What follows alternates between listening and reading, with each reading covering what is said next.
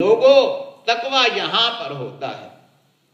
تقوی تمہارے دلوں کے اندر ہوتا ہے، تمہارے ارد گرد تقوی نہیں ہوتا، تمہارے آس پاس تقوی نہیں ہوتا، تمہارے ارد گرد جو لوگ ہیں ان کے ساتھ تمہارا کوئی کام نہیں ہے، تمہارا کام تو اپنے آپ سے ہے اور تمہارا کام تمہارے رب سے ہے۔ یا ایھا الذین آمنوا علیکم انفسکم لا یضرکم من ضل اذا اہتدیتم۔ اللہ سبحانہ و تعالی فرماتا ہے اے ایمان والو علیکم انفسکم، کہ تمہارے اوپر پہلا حق جو ہے وہ تمہاری اپنی جانوں کا ہے، تمہارے اوپر جو پہلا فرض عائد ہوتا ہے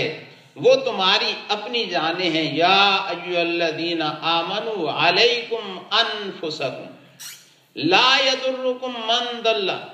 تمہیں کوئی نقصان نہیں پہنچائے گا، تمہیں کسی قسم کا اس سے نقصان نہیں ہوگا۔ اگر کوئی گمراہ ہے تو اس سے تمہیں کیا نقصان پہنچے گا؟ اذا اہتدیتم، اگر تم ہدایت یافتہ ہوئے، اگر تمہیں ہدایت کی دولت مل گئی، اگر ہدایت تمہیں حاصل ہے تو پھر سارا جہان بگڑا ہوا ہو، سارا جہان جو ہے وہ نافرمانی کی طرف جا رہا ہو، لیکن اگر تم اللہ کے راستے پر ہو، اللہ کے سامنے جھکنے والے ہو، اللہ کا حکم ماننے والے ہو، رسول اللہ صلی اللہ علیہ وسلم کی تابعداری کرنے والے ہو، اور تم اگر اللہ کے ساتھ لو لگائے بیٹھے ہو، لا یضرکم من ضل اذا اہتدیتم، تو جو گمراہ ہیں، جو اللہ کے راستے سے ہٹے ہوئے ہیں، وہ تمہیں نقصان نہیں دے سکتے۔ What does it mean کہ you are harming yourself by yourself، کہ تم اپنے آپ کو خود نقصان دے رہے ہو، تم اپنے پاؤں پر خود کلاڑی مار رہے ہو اور اپنے آپ کو نقصان دے رہے ہو۔ کبھی تم کیا بہانہ تراشتے ہو، کبھی تم کیا ہیلا کرتے ہو۔ یا ایھا الذین آمنوا علیکم انفسکم لا یضرکم من ضل اذا اہتدیتم الی اللہ مرجعکم جمیعا فینبئکم بما کنتم تعملون۔ اللہ ہی کی طرف تم لوٹ کر آؤ گے اور وہ تمہیں بتائے گا کہ تم کیا کیا کرتے تھے۔ فینبئکم بما کنتم تعملون، اگر تم نیکی کرتے تھے تو اس وقت تمہاری نیت کیا تھی، اگر تم کسی کے ساتھ اٹھتے بیٹھتے تھے تو اس میں تمہارا مفاد کیا تھا، what was benefit and what was your niyyah when you had a relationship with other people, it was for Allah, because the Prophet sallallahu alaihi wasallam said the best iman is when you love to someone for Allah، الحب للہ۔ اگر یہ تمہارے اندر ہے کہ تم اگر کسی کے ساتھ محبت بھی کرتے ہو، کسی کے ساتھ مسکرا کر بات کرتے ہو، کسی کے ساتھ تم اچھے طریقے سے پیش آتے ہو، تو تمہارا اس میں مقصد یہ ہوتا ہے کہ میں اس کے ساتھ یہ بلائی اس لیے کر رہا ہوں کہ میرا رب مجھ سے راضی ہو جائے، میرا رب مجھ سے خوش ہو جائے، میرے آقا حضرت محمد الرسول اللہ صلی اللہ علیہ وسلم مجھ سے راضی ہو جائیں، تو پھر تو یہ ایمان کی کیفیت ہے۔ اگر ہر وقت تم یہی دیکھتے ہو کہ میرا اس میں نفع کیا ہے، بنیادی طور پر مجھے اس سے کیا فائدہ حاصل ہوگا، میری منفعت کیا ہے، تو پھر یہ اللہ کے لیے تو نہیں ہے۔ اب واپس آئیں، کیونکہ کئی جمعے سے میں اس پر بحث کر رہا ہوں کہ اہدنا الصراط المستقیم ہم کیوں کہتے ہیں، کہ ہمیں سیدھا راستہ دکھا، ہمیں سیدھے راستے پر چلا۔ ہماری یہ درخواست ہے کہ ہمیں سیدھے راستے پر چلا۔ اگلی آیت ہے صراط الذین انعمت علیہم، راستہ ان لوگوں کا جن پر تو نے انعام کیا ہے۔ حالانکہ صراط مستقیم، انک لتہدی الی صراط مستقیم، صراط اللہ الذی، کہ صراط مستقیم راستہ ہے اللہ کا، قرآن میں کے اندر یہ موجود ہے، ان ربی علی صراط مستقیم، کہ بے شک میرا پروردگار سیدھے راستے پر ہے۔ اب یہاں پر اہدنا الصراط المستقیم کہنے کے بعد انسان کو تو یہ کہنا چاہیے صراط اللہ، اللہ کا راستہ، صراط ربی، میرے رب کا راستہ، لیکن وہ یہ کہتا ہے صراط الذین انعمت علیہم، کہ مجھے وہ راستہ دکھا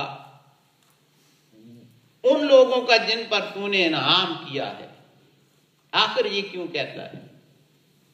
سوچنے کی بات ہے کہ قرآن کہتا ہے کہ صراط مستقیم اللہ کا راستہ ہے، صراط مستقیم میرے رب کا راستہ ہے، اور یہ کہتا ہے، یہ نہیں کہتا کہ مجھے اللہ کا راستہ، صراط کا تیرا راستہ، کہتا ہے کہ مجھے ان لوگوں کا راستہ جن پر تو نے انعام کیا ہے۔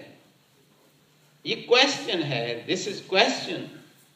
کہ آخر کیا اس میں راز کیا ہے؟ ہاں، اللہ سبحانہ و تعالی کو شیطان چیلنج کرتا ہے، یہ خطرہ ہے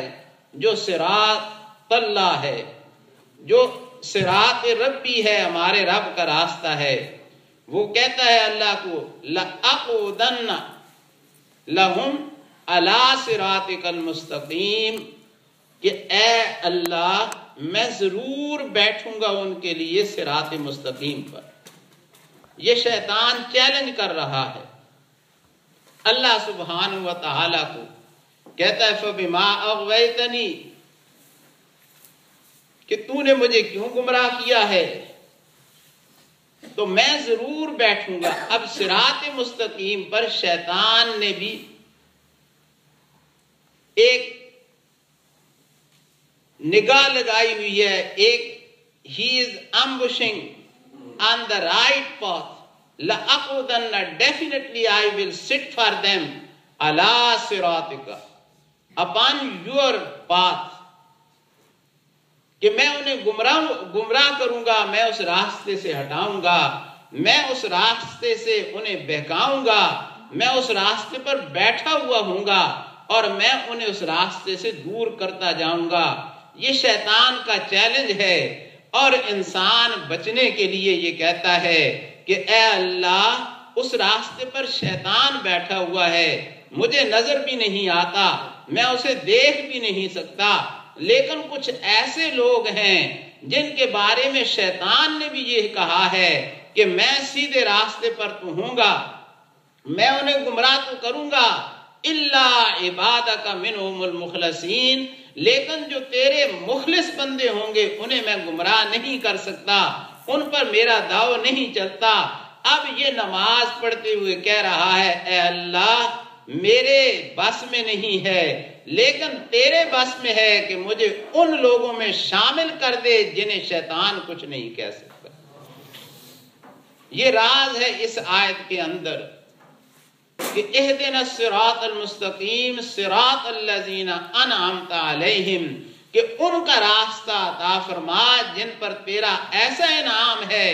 کہ تیرا سب سے بڑا دشمن جب چیلنج کرتا ہے کہ میں انہیں اس راستے سے پکڑوں گا، میں انہیں اس راستے سے ہٹاؤں گا، پھر خود ہی سر جھکا کر کہتا ہے الا عبادک منہم المخلصین، اے اللہ جو تیرے مخلص بندے ہیں ان پر میرا داؤ نہیں چلتا۔ اب یہ عاجز بندہ بھی کہہ رہا ہے کہ میں بھی ان کا راستہ مانگتا ہوں جو شیطان سے محفوظ ہیں اور تیرے ان پر انعام ہو رہے ہیں۔ صراط الذین انعمت علیہم، کہ ان کا راستہ جن پر تو نے انعام کیا ہے۔